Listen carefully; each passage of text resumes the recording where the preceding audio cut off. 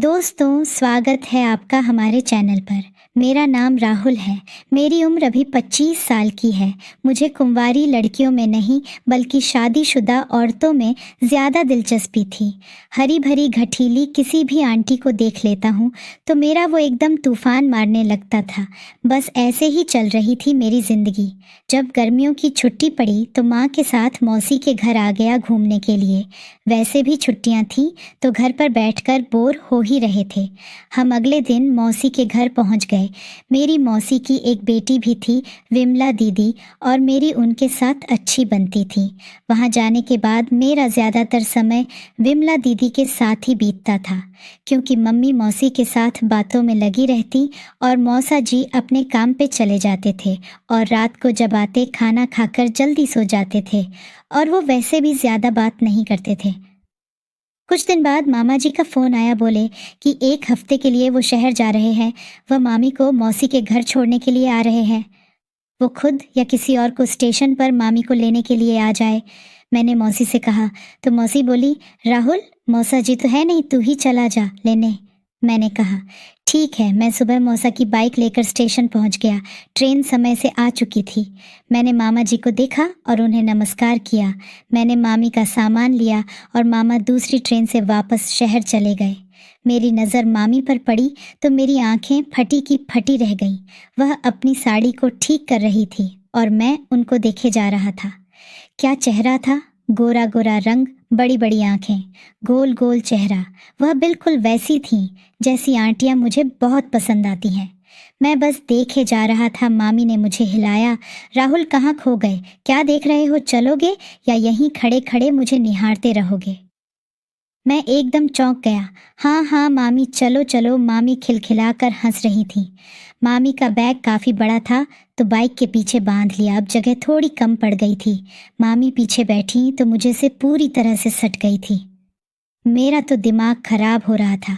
मामी मुझे पकड़कर बैठी हुई थी। उनका हाथ मेरे कंधों पर था। मामी के जिस्म की भीनी भीनी खुशबू मुझे दीवाना बना रही थी। चलते चलते जब झटका लगता तो उनके उभार एकदम मेरी पीठ से दब जाते थे। मामी मन ही मन मुस्कुरा रही थी। जैसे तैसे घर पहुंच गए। मामी के आने के बाद घर का माहौल अब अच्छा हो गया था। मामी बहुत ही मजाकिया जिस्म की थी। वह मेरे साथ खूब हंसी मजाक करती थी। मामी कभी कभी कहती, गर्लफ्रेंड है कि नहीं? मैं बोला, मेरी कोई गर्लफ्रेंड नहीं है। मुझे अभी तक कोई पसंद नहीं आई। कैसी लड़की पसंद है तुम्हें? मैं बोला, मुझे लड़की नहीं बल्कि आंटियां पसंद है। बिल्कुल आप जैसी औरतें पसंद आती हैं। मामी बोली, अच्छा जी, मैं अच्छी लगती हूँ तुमको? मैंने हिम्मत करके बोल दिया, हाँ, मुझे आपका सब कुछ बहुत पसंद है। मुझे आप बहुत मस्त लगती हो। मामी शर्मा गई। बोली, हट बदमाश कहीं का। मामी की आंखें अचानक से एकदम नशीली होने लगी थी। मामी बोली, अच्छा और बताओ, क्या मन करता है तेरा मुझे देखकर? मैं शर्मा रहा था और डर भी रहा था कि कहीं मामी बुरा ना मान जाए।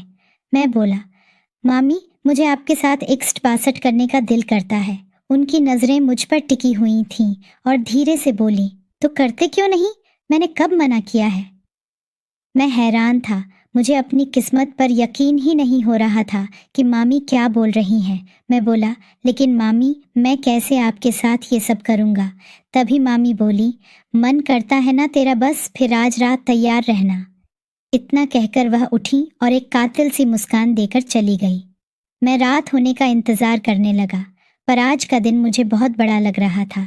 मुझे अपनी किस्मत पर यकीन नहीं हो रहा था कि मामी सच में मेरे साथ 61-62 करेंगी। जब शाम हुई, सब लोगों ने खाना वाना खाया। मैं दीदी वाले कमरे में बैठा था। जल्द ही रूम में सब लोग टीवी देखने आ गए, क्योंकि मेहमानों का रूम यही था और टीवी भी उसी कमरे में थी। माँ भी थोड़ी देर टीवी देखा और सोने का नाटक करने लगा, वरना दीदी और सब बातें करने बैठ जाएंगे। जब विमला दीदी ने देखा कि मैं सो गया हूँ तो वह उठी और लाइट बंद कर दी और जाकर दूसरे बेड पर सो गई। मैं मामी का वेट कर रहा था। काफ़ी देर हो गई पर मामी नहीं आई। मुझे कब नींद आ गई पता ही चला। मामी रात को कब मेरे बगल में आकर सो गई पता नहीं चला। मैं जब मामी की तरफ करवट बदली और मेरी आंख खुली, फिर हमारा प्रोग्राम शुरू हो गया। मामी एकदम 7वें आसमान पर पहुंच गई थी। घमासान युद्ध के बाद मैंने हथियार डाल दिए और सब पानी पानी हो गया। फिर मामी भी वहां से चली गई।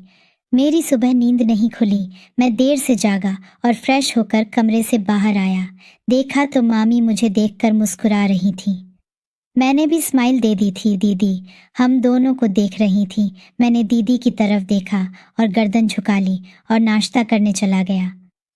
थोड़ी देर बाद दीदी पास आई और बोली, नाश्ता करके कमरे में आओ, कुछ बात करनी है तुमसे। मैं डर गया कि कहीं दीदी ने रात में सब देख तो नहीं लिया। नाश्ता खत्म करके मैं रूम में पहुंचा तो दीदी ने एक जोरदार तमाचा मेरे गाल पर रशीद कर दिया। बोली, मैं मौसी को सब कुछ बताऊंगी कि तूने रात में मामी के साथ क्या काम किया है, और मामी को भी शर्म नहीं आई, उनको भी तब पता चलेगा। मैं रोने लगा, माफ़ी मांगने लगा, उनके पैर पकड़ लिए। बोला, दीदी आगे से ऐसा नहीं होगा। उन्होंने कहा, पहले तुम दीदी दीदी कहना बंद करो।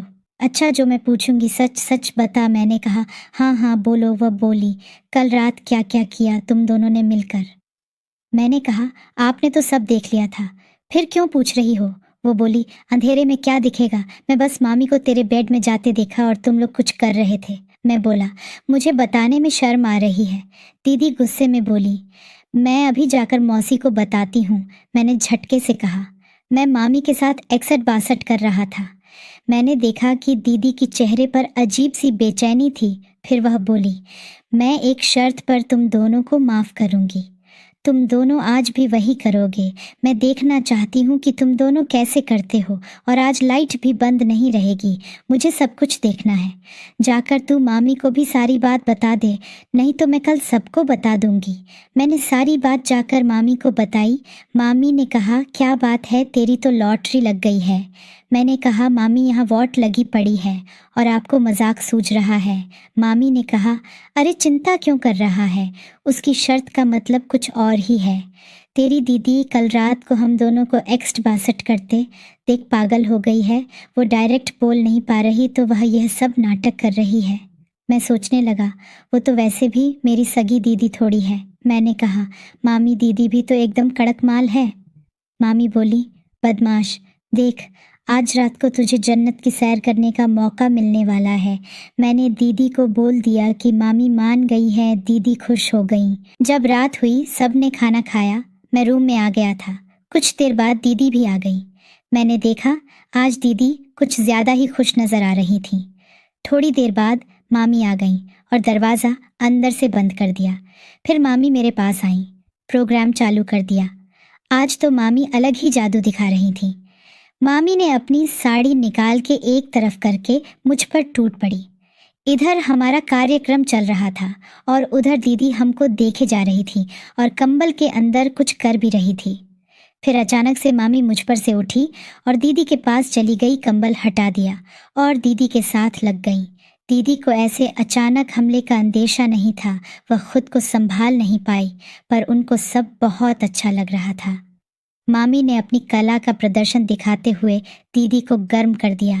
दीदी की सिसकियां रूम में गूंजने लगी थीं।